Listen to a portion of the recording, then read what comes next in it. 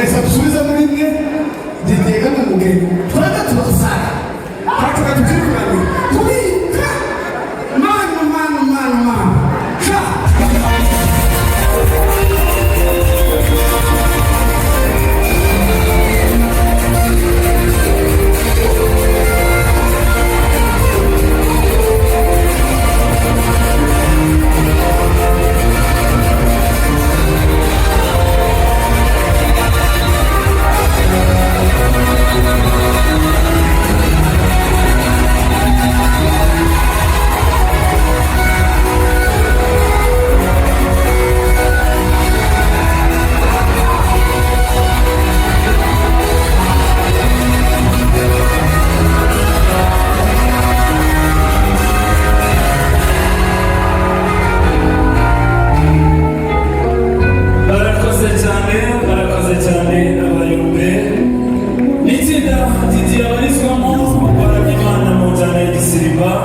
kandi natwe turabashimye kuza kwifatanya na DJ na Vanessa mu bukwe bwabo.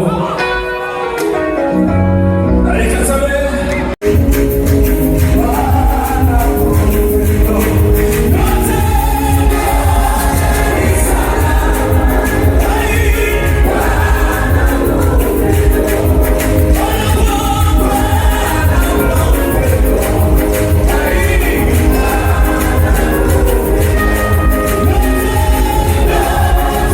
Isa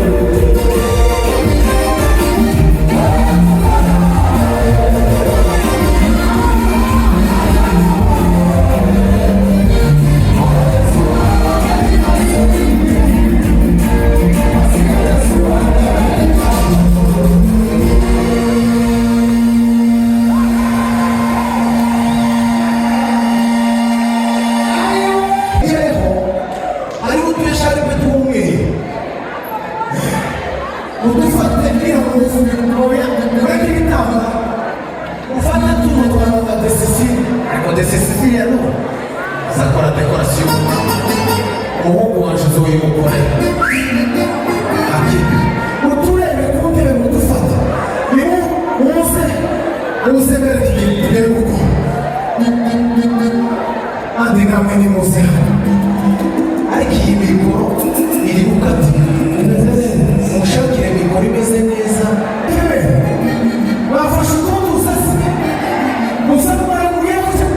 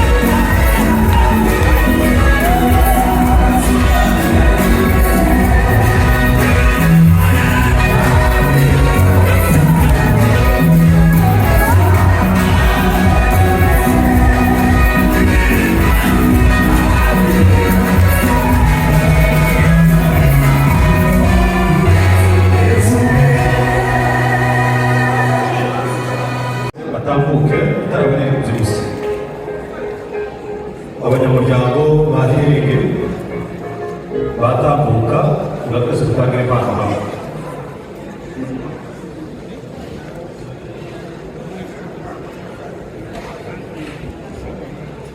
Mubwiwe ko havuyeho umuryango w'abasita, dutekereza ko bakurikiraho umuryango wa Healing. Niba ntibeshye, ntekereza ko ababyeyi bashobora kuba bagiraniye igihe gito bishoboka, ko Healing nimugira igihe kinini kurenza igihe umuryango ufitiye. Rero ni inkingi ya mwamba umuryango. Yaje akiri muto, tunezerewe n'uyu munsi wa none ko ruribye kubona bageze kuba umugabo wo gushinga urugo. Ibintu byose tubikora twitwa abana, ariko iyo tugeze igihe cyo kubaka, kuba dufitemo abagabo bamaze kubaka, ni ikigaragaza yuko ibyo twagenda ari nta bintu by'ubwana bw'ababyeyi. Rero twatangiye turi bato, ariko kubona tumaze gushingira abahungu n'abakobwa, ibyo nabyo tubishimiye Imana. Rero turishimiye ubukwe bwa Didier. Uburyo umuryango wari waraturekeye Didier, reka dusabe na Vanessa ko Didier asobanuye byinshi muri uyu muryango wa Healing. Ikimenyetso abantu bafite numero ya Didier yagejeje no munsi wa none arimo postinga konseri dufite, ariko atarapostinga ubukwe bwe. Icyo ni ikigaragaza ko yari yarashyize imbaraga mu murimo kurenza n'ubukwe bwe. Byageze n'igihe twe tumwirukana tugenda dutegura ubukwe, ariko amanama dukoze yose tukamubonamo Didier. Repetition dukoze, sorti dukoze, Didier tukamubonamo. Iki kintu turakigushimiye mu murimo. Rero ntacyo tugomba kuvuga. Urabizi ko dufatanya muri byinshi, mu bikorwa byinshi, mu gutegura ubukwe twafatanyije no mu buzima busanzwe. Nabwo turi kumwe kandi tuzakomeza. Rero twishimira ko tuzaniye umugeni mwiza, uri munyamuryango, kuba twumva umunyamuryango, Imana ibahumugisha. Rero tujya tubifuriza urugo rwiza, muzabyare nk'umukobwa, umugisha muzatuma umutunganirwa. Rero imbaraga n'ubundi washyiraga mu murimo, n'ubundi uzazikomereza aho ngaho. Rero Imana ibahumugisha, dushimira umuryango wabahutse, mama Didier ya papa Didier, mukaduka Didier, Imana ibahumugisha. Rero turabizirikana uburyo uruhare runini yagize mu murimo ubwanyu. Imana ibahumugisha. Dusoza bamuha impano, iyi konseri cyangwa se ibintu byo turafata kuri konseri, umwanya gusa n'utwanya mutoya, ariko izakomeza ku itariki 15 hariya kandi Kigali. Mwese ko muri hamwe mutwemereye tuzabane nawe, n'amatika arahari. Musoza akagapangu hariho abana baba bacuruza amatika, mugura amatike mwese muzaza mudushigikire, ko ntabwo ari ukuvuga ngo turi kwishyuza kumva ubutumwa. Ubwo muzareba ko tuzabategurira muzasanga tudabanye n'amafaranga ntatanze, ariko muzaze tuzabasha kwishimira ibyiza Imana iri kutugezaho no kuba tukiri mu gakiza kayo. Imana yo mu ijuru ibaha umugisha. Reka dusabe n'umugabo w'Imana abayifite. Murakoze kubaha umugisha. Barakoze cyane bisubiri bafata ifoto maze tuzitabe konseri yabo ku itariki 15 muri Camp Kigali. Amatike bari kuyagurisha hanze aha ngaha, uza kugera hanze yegera abana b'abakobwa bari kugurisha amatike kugira ngo bamuhe itike azabashe kwitaba konseri ya Healing. Tubashyigikire n'abanyemeza yananga nziza batubirayo nzajya ko hari nanga basubirayo bajya kwicara. Yego kandi n'ibitari bugufi baraza kwihangana. Murakoze cyane.